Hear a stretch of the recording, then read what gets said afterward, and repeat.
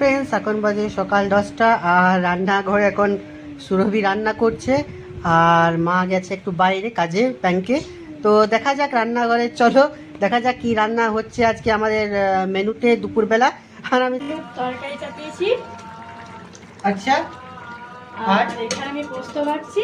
আচ্ছা এখানে পোস্ত করব, আরো অনেক কিছু বাকি আছে, সব আস্তে আস্তে হবে। আচ্ছা, তো আপাতত এখন এই দুটোই চলছে। হ্যাঁ, আপাতত এখানে আর মাছের ঝালটা বাকি আছে না ডিম আছে আজকে? আজকে ডিম আছে, ডিমের কারি করব আজকে। আচ্ছা, কারি না করে ভাজাও ভালো লাগে, ভাজা করবো, অনেকদিন খাইনি। ঠিক আছে, তাই করব। ঠিক আছে। এই যে গরম গরম পটল আর সয়াবিনের সবজিটা রেডি হয়ে গেছে। আচ্ছা, আর এখন গ্যাসে কি হচ্ছে? ওই তো আলু পোস্তটা চাপিয়ে দিয়ে এসেছি। আচ্ছা ওটা সিদ্ধ হচ্ছে আসলে। আচ্ছা, ঠিক আছে। তো আমাদের এখানে পটলের সবজি রেডি। তো এই হচ্ছে পটলের সবজি, আজকে আলু পটল সয়াবিনের সবজি। ভালো গন্ধ হচ্ছে কিন্তু। তো ফ্রেন্ডস, সব রান্নাই মোটামুটি হয়ে গেছে। এবার ভাজবো, শুধু ডিম ভাজবো। এই ডিমে টমেটো আর লঙ্কা পেঁয়াজ দেওয়া আছে, এখানে ক্যাপসিকাম আর একটু গাজর দেওয়ার দরকার ছিল এই ডিমটাতে, কারণ এটা জিবুটি ডিম ভাজা, এটা আমি নাইজেরিয়াদের কাছ থেকে শিখেছিলাম।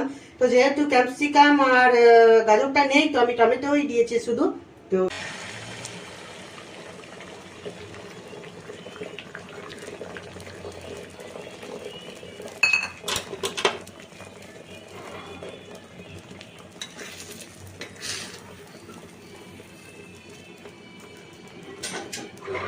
ফ্রেন্ডস, চলে দেখে নিই আজকে ফুল মেনু কি কি আছে দুপুরবেলা লাঞ্চে।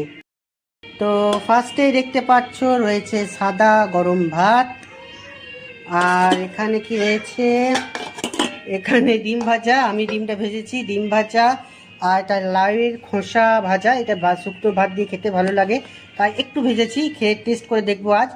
আর আমার একটু ডিম ভাজাটা কেমন হয়ে গেছে, যাই হোক।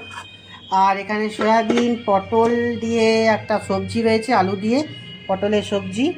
তার নিচে কি রয়েছে, তার নিচে রয়েছে টমেটো আলু পোস্ত। একটু করে বলেছিলাম করতে, কারণ টমেটো আলু পোস্ত খুব একটা পছন্দ করি না, তো তাই কম করতে বলছিলাম। তো আজকে আমাদের লাঞ্চ এগুলোই।